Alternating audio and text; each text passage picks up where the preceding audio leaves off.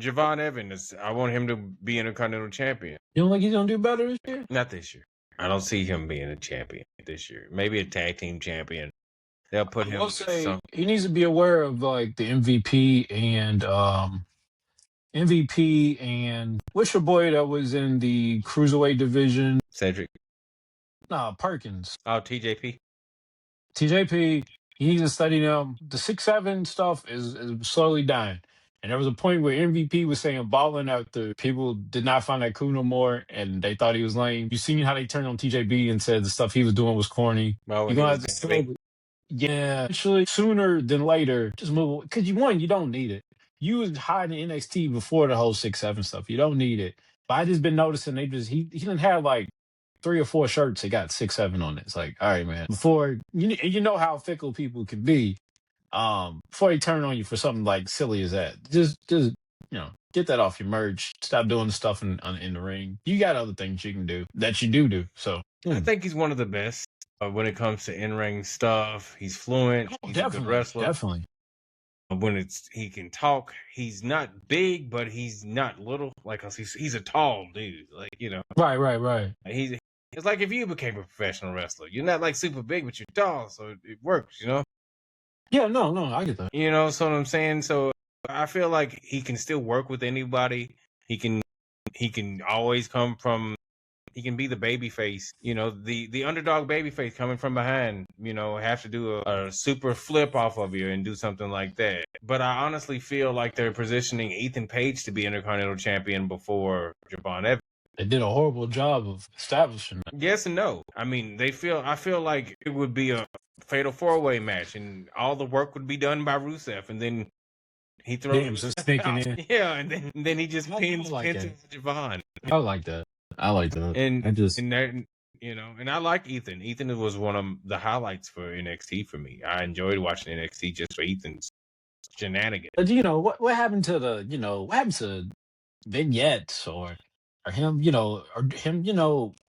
at least coming out cutting a promo first. He just kind of did a backstage thing and then did a match that was interrupted by somebody else and focus got taken off. Like I don't think that's just not how I would present a new person. That's how you present somebody you don't have plans for. I mean, we can say the same thing about Joe. Who's going to come out and interrupt Joe while he's singing? I told you I didn't like that either. Just like Joe, doing a concert next week. What? It should have been the whole, and it should have been like a surprise thing. And it's like, whoa, Joe Hendry's coming to Raw. This is a big prospect. Like that type of deal. It should have just been somebody said his name and he appeared. Right. Or that, you know what I'm saying? Like one of those moves. And they did the same thing. Ricky Saints will be on SmackDown next. Like, what? Yeah, when they said Ricky. I guess they're trying something different. I'm not feeling it. I ain't feeling it. When they said Ricky, I knew. And they did the same thing with Blake. Oh, not you. But Blake Monroe, Mariah May. She going to be on SmackDown? Yes. And I guess who is she going to feud with? Tiffany? That's who she gets to feud. That's who should be feuding with Rhea, not JCJ. Why so? We know what Mariah May, Blake Monroe can do. We've seen it in AEW. We've seen what she can do with those Aussies. That English girl and Australian girl, she has good connection with those Australian girls. Toni Storm. You know what JC can do? But I feel like I would rather see JC versus Tiffany Stratton and have Fatal Influence just kind of rule the mid-card for 6 months before she gets... Okay. JC... Okay, I don't disagree with that. However, what I will say is this. I think off character, far as like for a storyline, I feel like JC compliments Rhea more than Mariah does. And I feel like Mariah definitely compliments Tiffany. You see what I'm saying? Like Tiffany's got the whole like Barbie doll thing, and then Mariah May she's got that her whole similar character being a say they have the same they have very similar. She's a Barbie doll. She's the glamour.